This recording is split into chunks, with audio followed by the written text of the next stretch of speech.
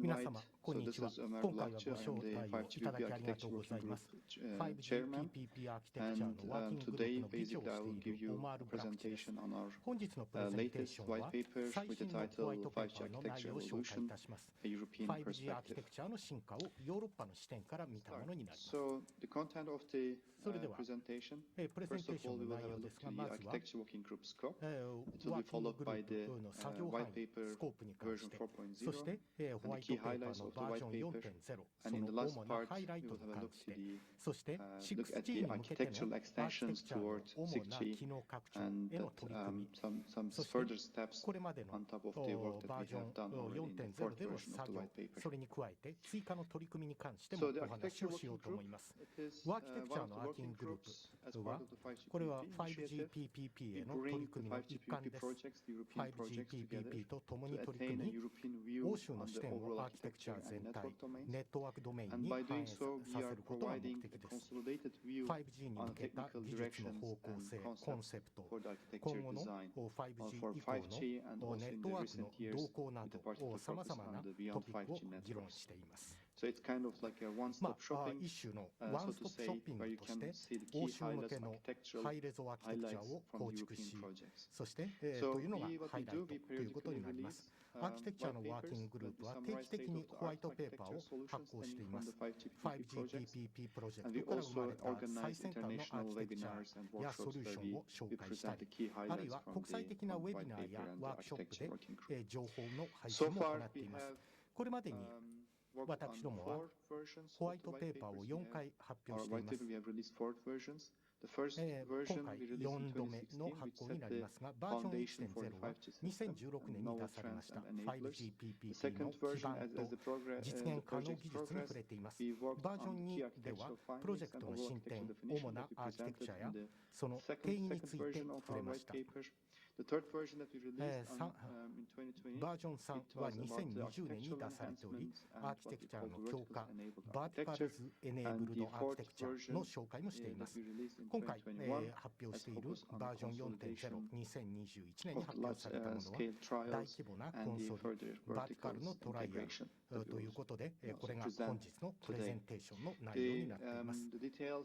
ワーキンググループの詳細は 5GPPP のウェブサイトでもご覧になれますので、ご興味おありの方はよろしくお願いします。ホワイトペーパーバージョン 4.0 ですが、欧州のプロジェクトを総括しています。ホワイトペーパーの準備においては、各プロジェクトが参加をして、そしてそこでは作業内容としてさまざまなネットワークドメイン、無線、エッジ、コア、トランスポート、マネジメント、オーケストレーションの自動化をこのチャプター5に特にまとめています。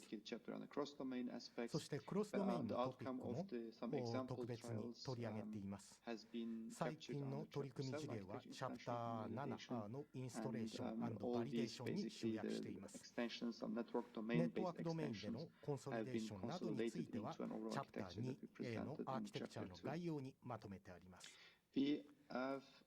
それぞれのハイライト情報などもあります。5GPPP、そして IEEE ワークフォーラムなどの作業もありますが、これは後ほど若干触れようと思っています。ホワイトペーパーバージョン 4.0 の主な構成要素ですが、4つ主に要素があります。バーティカルの統合、そしてデータ収集アグリゲーション、そして AI や機械学習技術の活用、そしてエッジでの機能拡張、エッジでの通信機能の進化など、そして、マネジメント、オーケストレーションの自動化などが、今回のホワイトペーパーの主な内容です。こちらに書かれていますが、5G システムアーキテクチャ全体での機能強化、このようなものを加えています。ネットワークドメインにおけるフィーチャー、機能強化、そして、管理、オーケストレーション、コントロールループのサポート、マルチアクセスのエッジコンピューティング、エクステンション、アクセスネットワーク、コアネットワーク、そしてネットワークドメイン、インフラストラクチャードメイン、サテライトバックホールへの機能拡張、サービスレイヤーでの統合、そしてバーティカル特有の機能など、さまざまなものがまとめられています。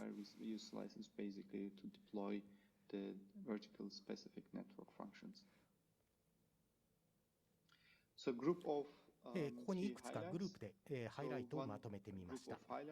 まず最初はバーティカルとネットワーク関係ということになります。バーティカルをアーキテクチャにディープに統合していますが、主な要件としてはカバレージ、QoS の保証、バーティカルが提供するネットワーク機能などのカスタマイズ、ネットワークコントロール、サービスレイヤーのコントロール、そして SLA のモニタリング、エンドユーザーのデータ保護など、さまざまな点を考慮しています。バーティカルサービスのネットワーク機能の統合ですが、ネットアップス、これはホワイトペーパーでも初めて話題に取り上げております。ネットアップスはネットワークサービスを構築するすべての 5G ネットワークのアプリケーションを構成してくれています。ネットアップスの機能、バーティカル特有の機能強化、そしてネットワークドメイン機能の実行にはスライシングが使用されています。そしてさまざまなネットワーク機能クラスのオーケストレーションも実行しています。サービスレイヤーですが、ネットワーク管理と運用に共通のインターフェースを提供しています。例えば SLA のモニタリングなどを行っています。そしてサービスインテリジェンスと配下のネットワーク相互のやり取り、エクスポージャーメカニズムなどを実現しています。面白い点ですが、5G as a Service という概念をホワイトペーパーでも紹介しています。ネットワークスライシングのテーラードインスタンスの機能拡張ですが、これは NPN、いわゆるプライベートネットワークにおいて 5G のネットワークサービスを明確に定義されたユーザー組織、グループ組織に提供するものです。組織が定義するプレミス、いわゆるキャンパスとか工場などでネットワークサービスを展開するということが念頭に置かれています。そして、NPN 内でのモビリティなどさらなる最適化も提供しています。次のハイライトですが、 5G 実現技術その先です。 5G を超えた特定ドメイン向けのさまざまなコンセプトがここにはあります。例えばブロードキャスト用の再構成可能なインテリジェントサービス RIS ですとか、機械学習 AI との連携、特にリソースのオーケストレーションやリスの最適化などに使っています。ローカリゼーションの技術、これはインダストリー 4.0、そしてライファイや光学カメラ通信、そして車両のローカライゼーションの強化、センサーやこれは無線通信に加えてライダー、レーダー、カメラなどの技術です。新規のそして無線アクセス技術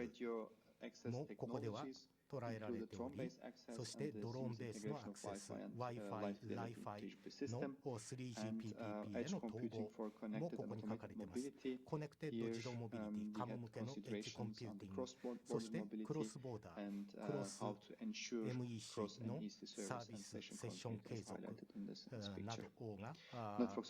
ハイライトされています。ネットワークのソフトウェア化にも新たな技術の波が見られます。新たなアプリケーションと試みというハイライトもあります。特定サービス向けのネットワークアーキテクチャの最適化、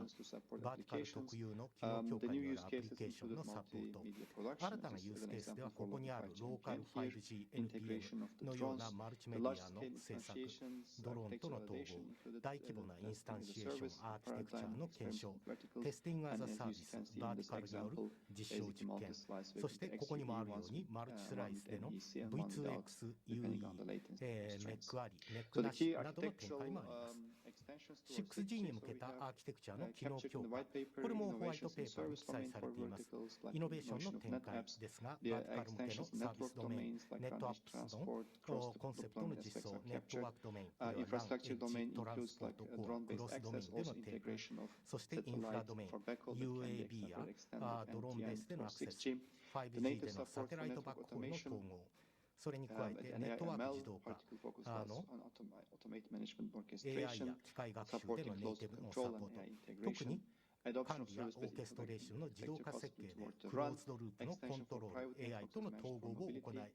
サービスベースとアーキテクチャの採用も検討されています。そして、プライベートネットワークをバーティカル向けに機能拡張する、その場合の主要な価値インディケーターは、持続可能性、デジタルでの多様性、信頼性などのインパクトの指標化も真に似ています。次回のホワイトペーパーは2022年に発表です。そして、グローブコムでワークショップも開催します。以上です。実りあるイベントを期待しております。